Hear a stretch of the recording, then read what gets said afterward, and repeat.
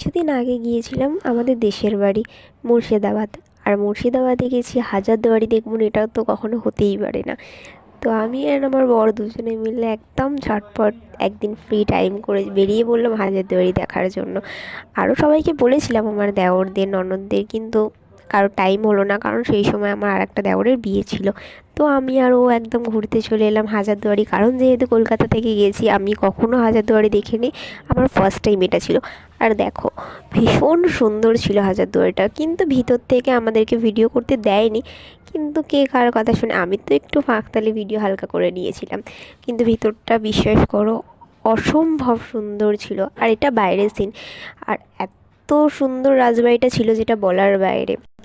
আমি তো এখানে ফার্স্ট টাইম গেছি, তাই আমার পার্সোনালি খুব ভালো লেগেছে জায়গাটা, রাজবাড়িটা। তো তোমরা কারা কারা আগে গেছো আমাকে প্লিজ কমেন্ট করে জানাও।